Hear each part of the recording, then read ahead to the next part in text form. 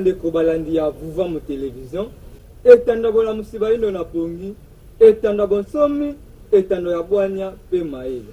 pe bongo na bayi nyonso po bozuli bako ya kolanda émission bokolongono elamu. Émission bokolongono elamu ezali émission oyo kolukaka ntango nyonso sante bayimboka iko koza bongo malamu. Émission ngo ezali bongo présenté na nga bino ndeko Nzola Nlengi Vita. Lelo tokolobela bongo ba méthode ya kobota na bwanya. Kati nango tokoyeba mabe nango ezali nini, bolamu nango ezali nini, nini esengeli tosalela, nini oyo esengeli te tosalela. Tokobana nanu méthode ya kobota na bwanya ezali nini. Méthode ya kobota na bwanya ezali méthode oyo bandeko na biso ya basi basalelaka na tina ete bakobota bongo nombre ya bana oyo balingi pe na espace oyo bango balingi. Baconseiller nango ezali nini, ezali banani. Bayo bazali bongo concerné na kobota na bwana ezali basi oyo bazali de 15 à 45 ans, to femme à l'âge de la procréation. Avantage nango ezali nini? Avantage nango ezali te na société mwasi azali bongo kobota na bwana ekosunga ye kwa bongo calculer ba na ye pour que era boti même temps azo servir société. Sur le plan économique, parents azali pauvre, soka azali na bana muke, soka azali na nombre bana muke, ekosunga ye ke aprendre bango en charge malamu. Kasi soka azali na bana ebele, bozwi ezali muke ekozala pasi po ete azwa bango en charge. Ndakisa parents oyo azali bongo na mwana moko ali na lipa moko ekosunga po eke mwana ne alia malamu. Kasi parents azali bongo na 10 bana kasi azali na lipa moko ekozala pasi pour que alesa bana wana. Na oyo etali bongo mama, selon ndenge balobi mama oyo azobota mingi lokola ntango bakendaka kobota bakobimisaka makila mpona koevite baperte ya makila wana ke mwasi abota mingi, yango badimine kobota ya mwasi pour que abotama bana moke po makila ebima ye mingi te. Batalisi biso lisusu ete na oyo etali bongo sante ya mwana. Ba mwana entre mwana liboso na mwana mibale soki accouchement eza très rapproché to mwasi akumbi mokumba avant ekosala ke sante ya mwana ekoka bongo kobeba. Na oyo ekosunga lisusu pour que koevite ba grossesse non désirée do ba zemi ya mbalakata. Tuali na ba méthode boni ya kobota na bwana. Tuali bongo na deux sortes ba méthode ya kobota na bwana. Tuali bongo na méthode naturelle. Méthode naturelle ezali méthode oyo baselelaka naturellement. Lingi koloba sans prise ya ba produits chimiques.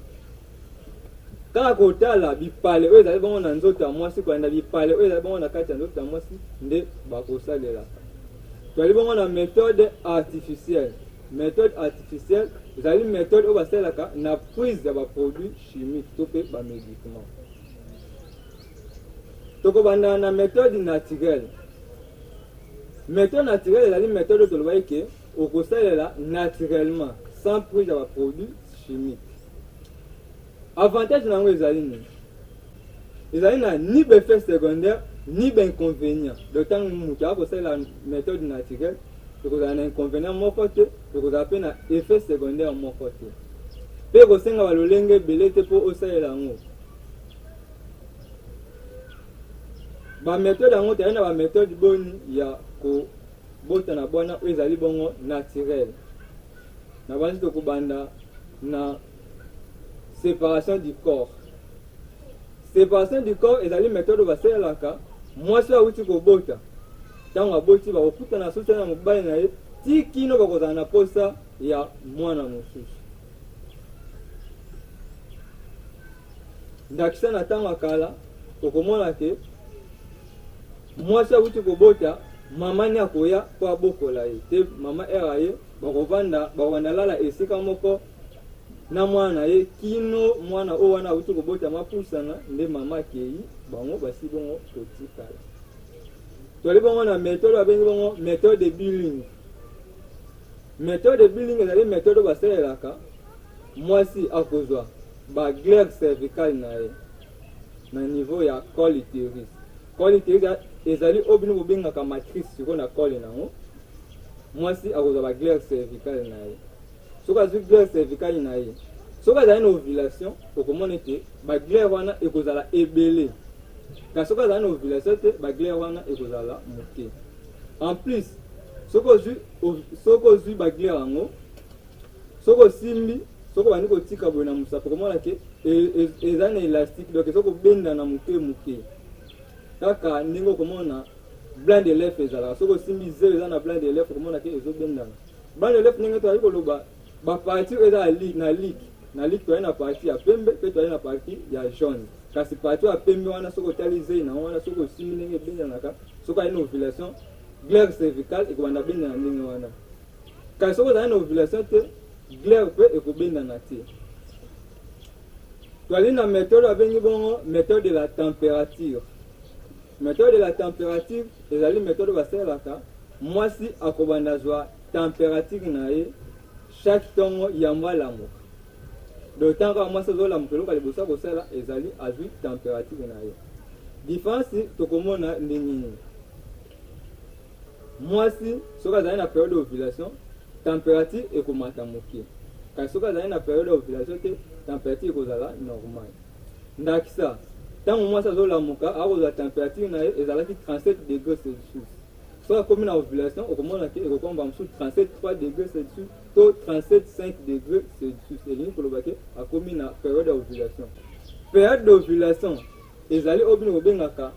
fausse période to fausse date. Kasi ekoki kovarie ndenge nini? Soki mwasi owuti kosala ba exercice physique, donc otamboli mwa ndambo komona ke température emataka moke. C'est pour cela balobi ke il faut zwango yambo olamuka. Ekoki kovarie mpe en cas où ozobela, soki maladi songolo ezali kati na yo, température mpe na banzi emataka na babokona.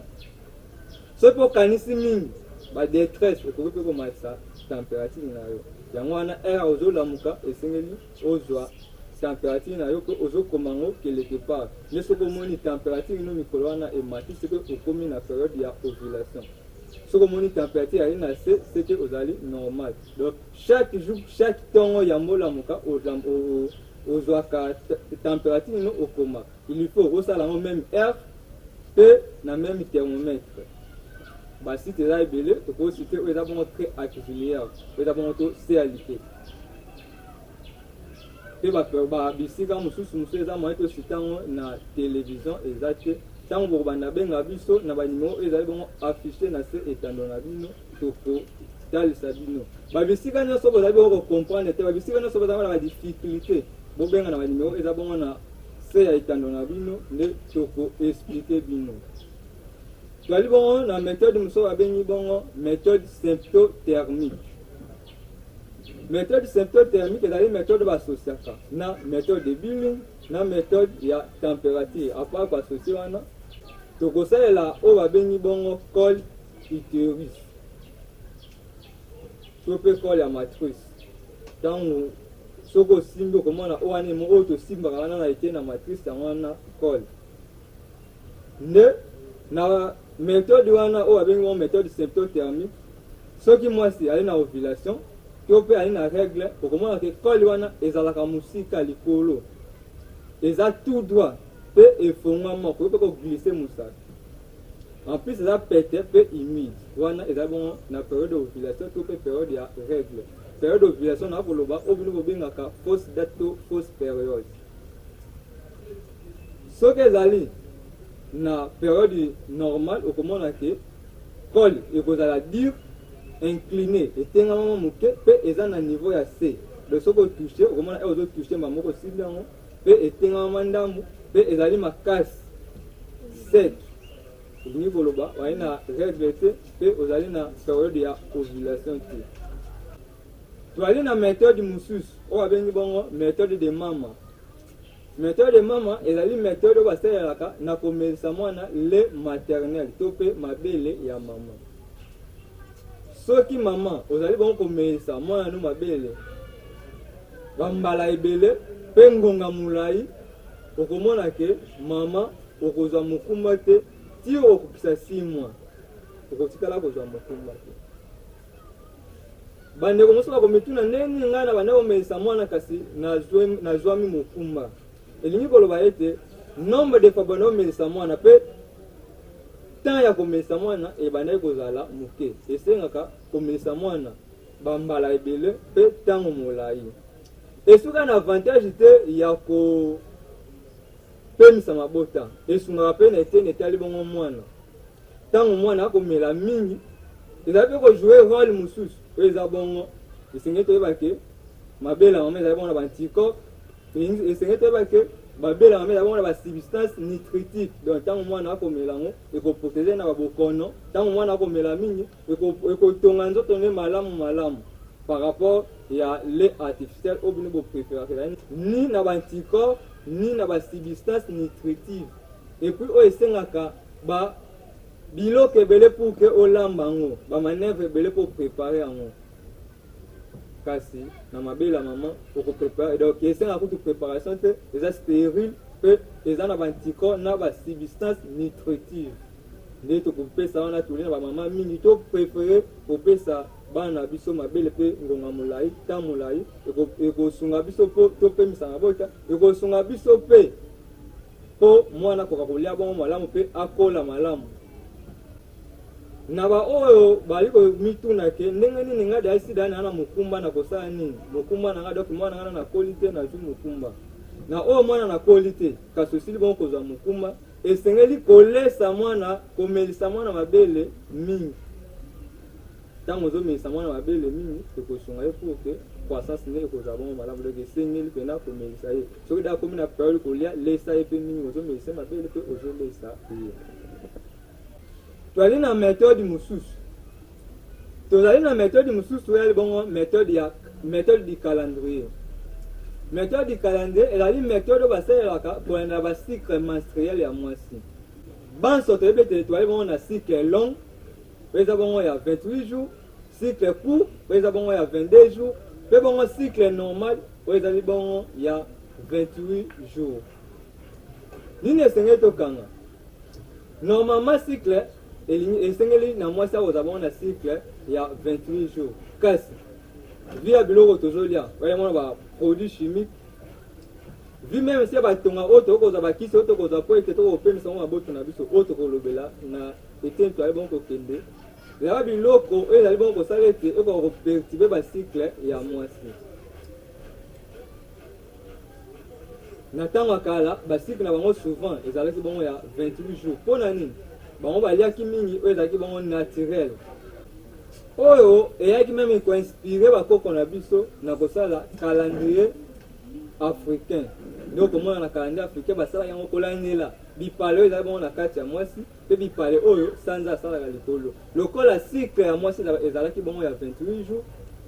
mpe bipale oyo sanza asalaka bongo likolo eza bongo bipale ya 28 jours. Yango oyo inspiraki bakoko na biso pour ke basalela calendrier oyo babengi bongo calendrier africain. Et même si na bato oyo bazali bongo na cycle ya 28 jours na ntango oyo akosalela calendrier africain oyo eza basanza nyonso ezalaka bongo ya 28 jours ekosunga ye pour ke bajour ekobanda change te. Ndakisa soki okozalaka le 20 ekozalaka le 20 parce que cycle no eza ya 28 jours mpe calendrier wana evariaka te ezaka ya 28 jours 28 jours 28 jours. Ndakisa okozalaka le premier ekobandaka le premier so okozalaka le 20 parce que na calendrier wana evariaka te eza ya 28 jours mpe bacycle no eza cycle ya 28 jours. Toujours kaka toujours oyo eza bongo cycle normal oyo eza cycle ya 28 jours. Période ya ovulation na ye ekozala bongo na 14e jour. Okozwa 5 jours avant ovulation mpe 2 jours après ovulation. Yango wana oyo bobengaka bongo ba fausse date to fausse période. Ndelo oyo etikali yango wana ba vraie date. Toali na ba méthode mosusu babengi bongo coït interrompu. Kasi wana kola oyo ezali etando ezali mpasi po ete toexplike bino soki bobengi biso pambe ete bana mike mpe bakolanda biso soki bobengi biso nde tokoexplike bino. Toali na méthode mosusu babengi bongo coït interrompu wana lokola bana bakolanda biso ezali pasi po ete toexplike bino kasi soki bobengi biso na banimero ezali bongo affiché na se ya etando na bino tokoexplike bino tokoloba malamu ke soki omoni ke kokoso difficulté ocomprendre te esika moko songolo bobenga biso na banimero oyo ezali bongo affiché na se ya etando na bino nde tokoexplike bino malamu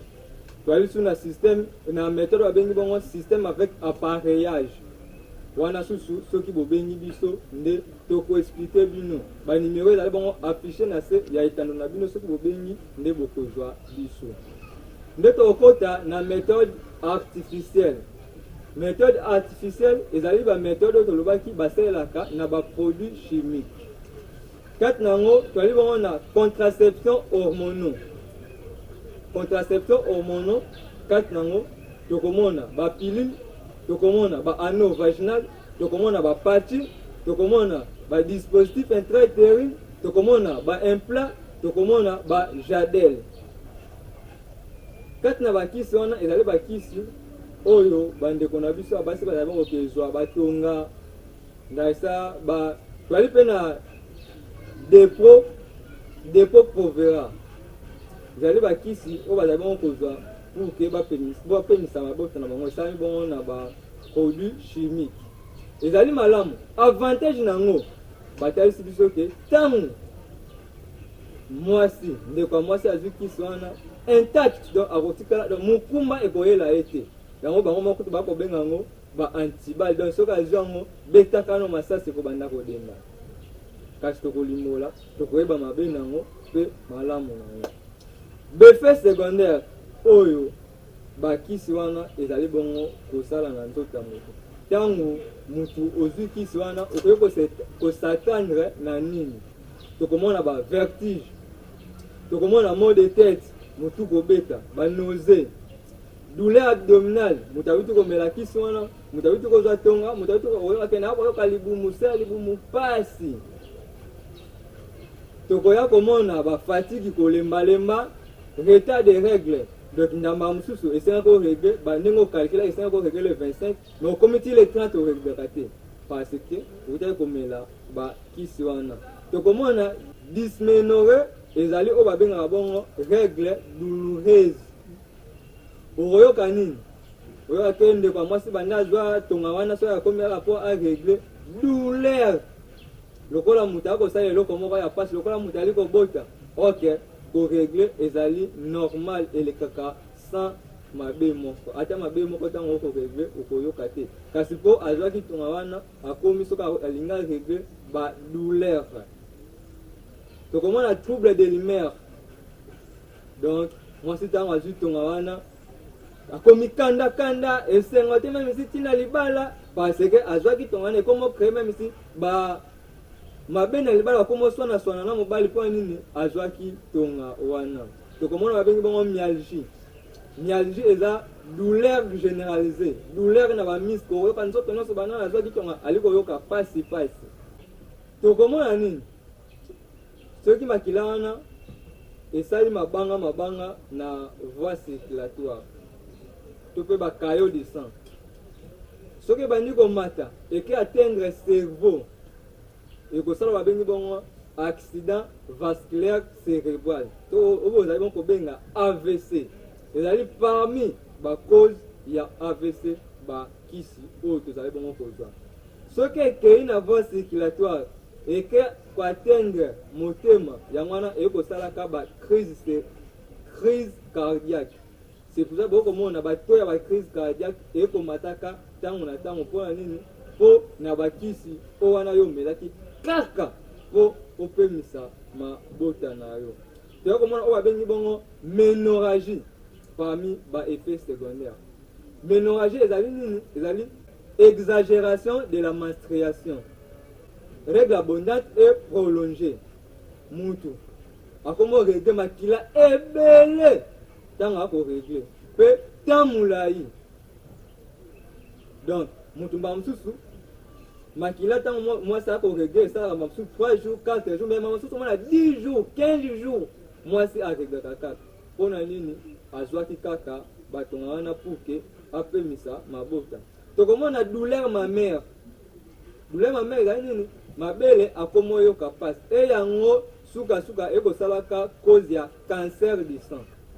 kaka mpo ozwaki bakisi wana tokomona ekoyesa monene mpe ekopesa mposa kolia or monene wana yali monene normal te okoya monene kaka ndenge moko na bandeko na biso oyo bamelaka bakisi ya koya monene oyo bakobenga bango batia point omeli kisi to ozwi tongo wana eyesi yo monene moko ya makasi lokola motema yango etindikaka makila motema ekokoka soki kotindika makila malamu te c'est pour cela okomona bato wana bakomela kisi wana bato wana ntango ozwi tonga wana mpo opemisa mabota ntango oye monene okomona okoka soki korespire malamu te okoka soki kotambola malamu te sukasuka yango wana ekoya kozala elo bakozi ya badiabete yango ekozala bakozi ya bahypertension donc tension mati obeli diabete babiloko ebele mpona nini parce que ozwaki kisi kaka mpo opemisa mabota toya komona bainfection vaginale donc mwasi ndenge ozozwa tonga wana risque ozala expose na infection vaginale donc ye moko nano tonga akozaka ngo ye moko bakisi wana akozaka ngo apa wana oya komona perte osseuse mikuwa ekomoliama mpona nini ozwaki batonga wana nini tokoki kolobela na etienne oyo etali bongo bakisi wana mpe batonga wana yamona tokobanda esurtout na bamama na biso ntango mama okomelisa mwana mabele to okezwa kisi wana to okezwa tonga wana yebake ntango oyo ozwi kisi wana mwana ntango azomela mabele na yo ekendaka mpe ti epai ya mwana yango wana okomona basusu mwana kuta abotami atikala nde kozwa batonga wana te me lokola kisi oyo omelaka ekendaka etraversa ntina nzoto ya mwana akomi kodevelope basine oyo tokuti kolobela awa yango okomona bakanser ekomi mpa bana okomona bamaladi ebele ya bokeseni ekomi mpa ya bana mpo nini kaka na batonga oyo ozwaki mba mosusu mwana aza kutu innocent ya batonga oyo ozwaki me lokola mwana azomela yango ekeye mpa ya mwana nde mwana akomi odevelope babokono ebele tokolobela na babilenge souvent komona ete bapili esurtout oyo bazali bokobenga pili de lendemain ou pili d'urgence bilenge nde bato bazali komela yango mingi elenge akomi lelo soki azwi kisi wana alobi susu akokende ameli kisi wana 3 jours après ameli susu kisi wana donc bamalane nyonso wakokende kozonga na ye akomelaka kisi wana tana befe secondaire na yango kaka mpo omelaki moko ebongo yo okomisa yango habitude mokolo na mokolo oyo okendaka yango omelaka yango wana okomona ke elenge ntango okoma na posa ya libala na posa obota mwana oke na ndako ya libala kasi mwana ali koya te mpo nini omelamela bakisi ntango oke na bandi batalisi na liboso batalisaki biso baavantage nango ke ekosunga na mwasi mpo ntango akendaka kobota abimisaka makila mingi nde mpo na koevite makila wana nde batie batongo wana batie bakisi wana kasi meme kisi yango le meme kisi yango wana susu ezosenise basi yango wana meme kisi yango soki mwasi bazwi abandi kobima makila mpe mosusu akebota doki makila ekomobima na ndenge moko ya mabe mais na liboso na yango batalisi biso avantage ke ekosunga pour ke makila ekoka kozala te mwasi okobimaka makila mingi te soki bokosunga bongo biso boluka kolesa biso babiloko oyo epesaka makila kasi kosunga biso te na tonga oyo ekomemela biso susu makambo ebele constat nini susu tosali esitu na bilenge ntango bilenge bazwaka bakisi wana ntango bilenge bazwaka batonga wana baperdaka contrôle na bango donc elenge dos la majorité ya bilenge soki azwi kisi wana akomi mobulu parce que bandeko na biso basi babangaka mingi zemi kasi bokono te or bakisi wana tozozwa ekoprotege kaka mpo ozwa zemi te kasi twana bokono mosusu eza incurable okoki kozwa na nzela bosangisi nzoto ndakisa basida kasi bandeko basi bali kobanga yango te bakoprefere akende kozwa kisi twana bainfection mosusu ndakisa infection sexuellement transmissible epesamaka kaka na bosangisi nzoto te wana bandeko basi bakobanga kango te bango bakobanga zemi elokola zemi alaki kobanga ezali susu te bapesi ye moyen oyo kotinge puke azwa zemi te nde okomona akokoma mobulu bandeko basi bakomi 5 mibali 10 mibali 100 mibali tie kokoma na periode ke abala iside aleka na 100 mibali aleka na 50 mibali aleka na etuluku ya mibali etango akei na ndaka libala parce que azwaka tonga na ye parce que amelaka kisi na ye bacomplication ekomoya et pourtant bataisaki biso ke sur le plan économie ekosunga na papa ali bongo na mwana moko esunga yapa kozwa ye en charge malamu par rapport à na dibana mais papa na mwana moko akomi na posa abota mwana mibale zemi mwasi po amela kisi wana zemi ezali koya te ezali dépense te ebozwa basoin gynécologique bapri ezalaka nango doso wana mbongo te komeka te wana eza solution te bozwi bakisi oyo eyeli biso babe ebele babokone ebele bainconvénient ebele bopesi biso lokola mwasi akomosalela kisi wana lokola mwasi bozwi badistraction botondisi bozwi babilei botie bestimulant botie beexcitant na kati ya bilei wana ntango mwasi ali kolia bilei wana ali komela masanga wana ezokostimule ye ezoexcite ye pour ke akende na bosangisi nzoto esuki wana te bazwi susu basponsorize banzembo na kati ya banzembo kaka koyembelaka mwasi na mobali na kati ya banzembo kaka masolo ya bosangisi nzoto baclip nango mpe otali donc presque ni ntango mwasi ntango mobali alie bilei batiaki oyo kosunga ye na kotindika ye na kosangisa nzoto aye kote oyo atali banzembo ekotindika ye na bosangisi nzoto ameli masanga na kati ya masanga oyo ameli batie biloko oyo ali kotindika ye na bosangisi nzoto ebotoze même si bafilme pornographique na bainternet bafilme pornographique na bachaîne na batelevizio lokola mwasi ntango akotala biloko wana lokola ekotindikaka ye na biloko aliaki ekotindika ye na bosangisi nzoto ntango oyo akozwa tonga donc bopesi ye accès pour ke akende malamu or kaka bato wana oyo batindeli bino biloko wana bato wana bapesi yo bakisi wana bato wana batindeli bino susu sida pour ke edétruire bino bango wana oyo basali virus ya sida mpe bazwi batindi mpe bango moko batémoignaka yango ke biso nde bato otindela bino yango te soki tokolite pour ke mwasi abota na temps oyo alingi soki tokolite pour ke mwasi abota nombre abana alingi soki biso tokosoutenir bolongola distraction oyo botieli bilenge basi bolongola distraction oyo botieli bilenge mibali pambe ete okomonaka bilenge mibali mibale bavandi bakosola kaka makambo etali mwasi parce ke nzembo ayokaki parce ke biloko aliaki parce ke mani nyonso asalaki yali kotindika ye kaka na likanisi ya mwasi mpe mobali sepusela okomona bilenge mibale bavandi bilenge misato bavandi na kati ya groupe bakosoloka makambo ya mwasi ngana na 5 basi ngana na boye wana akomona yende ndenge moko na bilenge basi ngana na 5 bali kote na ke na zika belo kote na ke na zibwe kote na betuka yazoki mimona ye parce que wana nyonso elingi mundele mpe ye mutu acreye nyonso pour ke bokutana na nyonso wana tokosenga na leta na biso soki tokozwa prise en charge oyo etali kobota ya basi toluka tolongola distraction oyo eyindeli bongo bilenge kasi koluka te na batonga na basi meme si na mibeko ya mboka na biso mwasi yambo abala ifa kopesa 18 ans kasi ya pasi eza nini lokola ndenge tokoya koloba bapli dirigence wana isi lea mwasi ayebi ke soki na ke badistraction nano etondisi ye ekotinda ye na kosangisa nzoto akei lokola ayebi ke soki na meli kisi oyo na kotikaka kozwa mokumba te nde okomona mwasi lea partir ya 12 ans isi lea beba e tozali na difficulté pour ke mwana akosa 18 ans sans ke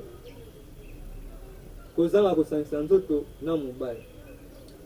na yango tokosengaka mingi tolongola nde distraction pour que même si mibeko na biso etosama kasi kolukela bango te comment ko se prévenir na kozwa mokumba ekosala biso pasi makasi na bandeko na biso mosusu ya basi bakosalela susu bakisi mosusu lokola distraction evandeli bango lokola bakomona kaka mingi posa na kokende kosangisa nzoto via biloko bakolia via batonga bakozwa via makambo nyonso bakosalela bakozwa susu ya biloko bakozwa bakisi lokola bakisa banyama po akende kosalela yango lokola na kisa banyama batie contradiction nango te mwasi azema oyo kosalela yango te ne bandeko ya basi bakomosalela meme si bakisa banyama na ntina kopemisa mabota na bango pour que amoni contre-indication ya kisi wana bakomi ke kisi oyo ezali contre-indiqué na mwasi azali na ozemi lokola makanisi ya bandeko na biso kaka na koluka zwa zemi te lokola bangaka zemi ke babokono lokola atalisi ke kisi oyo ezali contre-indiqué ya komosalela contre-indication ezali bongo na kati ya kile eya kosalela yango na ndenge ya simple te lelo akei ameli 3 jours après akei ameli 4 jours après akei ameli bozwa lolenga ndenge wana bandeko na biso ezali pasi bali kosalela meme si bakisa malaria lokola bazali komona ete kisa malaria oyo ezali contre-indiqué bazwi kisi wana bali kosalela yango azwi kisa malaria lelo ake ameli lelo bake azotala meme si baemeleli ya kisi wana teke ntango omela kisi wana ezali poison kaka po apemisa mabota na ye bandeko mosusu bakotelisa biso lokola komela kisi ntango tokosalela batonga ntango komela bakisi eposela biso na bainfection te kasi enye kosalela préservatif bandeko même si préservatif ezali mabe préservatif ezali composé na deux kisi préservatif mosusu basalela yango na latex préservatif mosusu basalela yango na polyrétal or yana bato mosusu bazali allergique na latex wana or parmi ba effet secondaire ya bakisi wana ntango moto akosalela mingi préservatif okomona ba impuissance sexuelle yango okomona partout kokende impuissance sexuelle, faiblesse sexuelle, vie au salela mingi, ba préservatif. Oya comme on a prostate, kaka toujours vie que au salela mingi préservatif pour créer prostate. Donc, conseil la pena ba kisi wana nyos même si ba préservatif, même si ba kisi wana nyos ezali mabe makasi. Et kozala malamu mingi kosela oyo eza bongo naturel pe oyo esenga sela naturel ezali mwasi azali bona ndaka libala kasi elenge te elenge esengeli ozela kino okozwa libala na yo nde okenda ndaka libala ezali na effet secondaire moko te na elenge to na ndeko moko oyo asangisaka nzoto lokola asangisaka nzoto te nde akozwa libala mndakisa te oyo te mabote ezoya te oyo te ake bote ya pasi effet ata moko ezali te donc na ntango oyo okosangisa no nzoto te atako okokisi 25 ans atako okokisi 28 ans atako okokisi combien d'années ntango okenda libala no okobota okozwa mokumba no normal okobota pe normal kasi ntango okosalela bakisi wana ekokomela mpe okomi na libala kozwa mokumba ekomi na pasi mpe kobota no ekomi na pasi donc nyonso na yo pasi eyingeli yo nde tokosenga na bino banso bosalela mingi eza naturel pe obo kosalela oyo eza naturel eza oyo bazali na bandako ya libala oyo bozali nano bilenge bo patiente bolonga na badistraction kasi boluka mingi oyo eza bavenir na bino kasi kokende mingi na posa ya bosangisi nzoto te matondo mingi na bino banso oyo bozwaki bakoya kolanda émission na biso ezali bongo bokolongono elamu na bino bonso baminganga banso na bino banso baminganga bamédecin batradi praticien oyo nyonso aye na mayele moko na ntina koprévenir na ntina kopromouvoir santé émission bokolongono elamu efongoli maboko na ntina ete boya boko koya kopesa makanisi na bino mpo toluka santé bayimboka ekokozala bongo malamu na solo biso tozali kaka journaliste kasi okozela bino tofongoli maboko ozala tradi praticien ozala na médecine moderne ozala na médecine traditionnelle oyebi eloko moko ekotungisa santé bayimboka oyebi eloko moko ekosunga santé bayimboka émission santé lamu efongoli maboko na ntina ete boya botalisa connaissance wana pour que santé bayimboka ekoka kozala bongo malamu na oyebi te osali eloko moko songolo ekosunga santé bayimboka ezala malamu émission santé ya lamu efongoli maboko na ntina koyamba bino boya botelisa eloko wana pour ke santé ya bayimboka ekoka kozala bango malamu oyebi eloko moko yali kodétruire santé ya bayimboka émission santé lamu efongoli maboko na ntina koyamba bino boya bodenonse yango pour ke santé ya bayimboka ekoka kozala bango malamu. Matondo mingi na équipe technique mobimba ya Vuvamu télévision, matondo mingi na Nelson Nyanzila Kumukuzu kia mzala pana na ngula na bino nde tozi conception ya matière lokola ya boye pour que tolobela ngo santé ba imboka eko kozala bango malamu. Matondo mingi na Sekap Toya, matondo mingi na Yaya nanga Noel Batilulu, matondo mingi na papa wala kisinga pena musala oetele bango kimunganga Lengi Blaise tokutani mikolo ezali koya tikete kimia tata ke likolo na se ezala komabota mabi.